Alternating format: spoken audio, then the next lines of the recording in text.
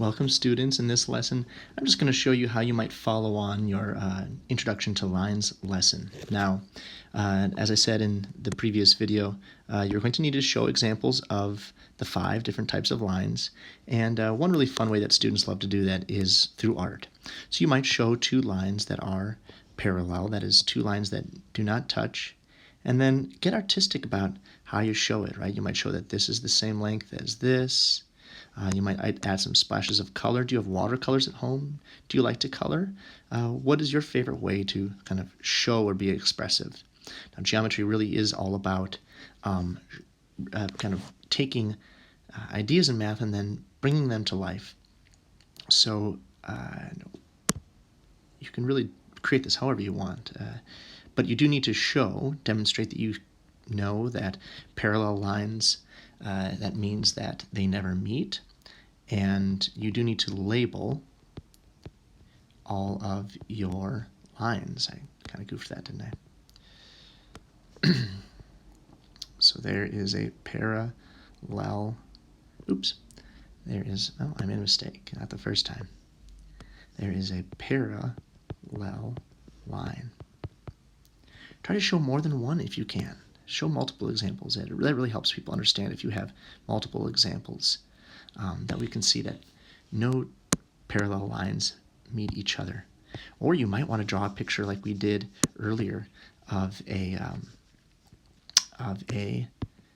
railroad track. That's a cool example. I like how railroad tracks, they look like they are going to run into each other, but they never do because they are heading towards that horizon.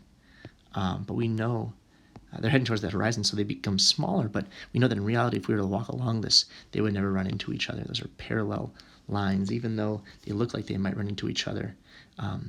It's just an optical illusion.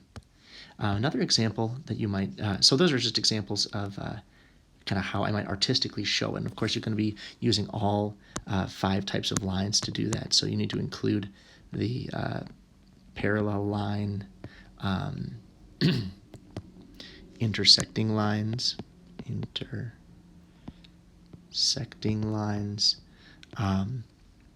vertical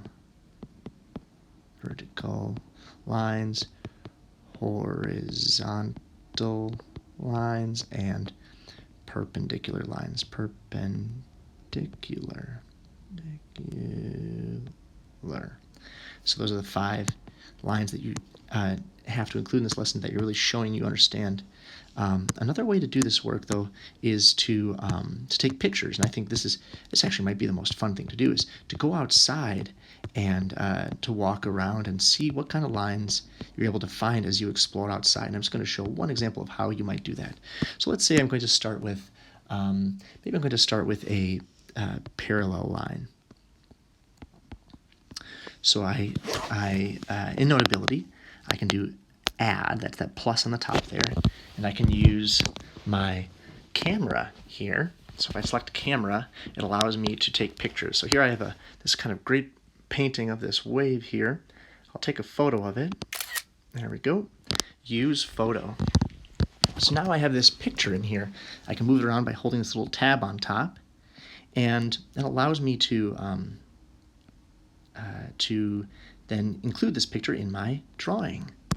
So I can now add some details here. I might highlight where the parallel lines are in my drawing so that it is absolutely clear that these 2 lines here, that was kind of a terrible example.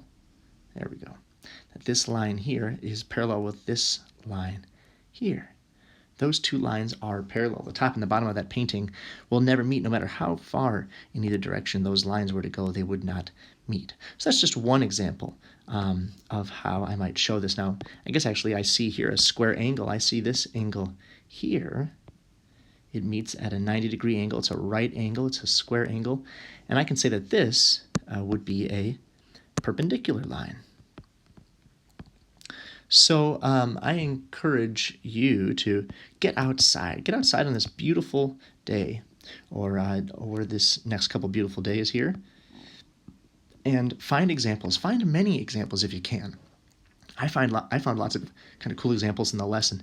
See if you can find many examples and include them in Notability. And when you're done, you can share by selecting this arrow on the top left, Other Apps, Share Note.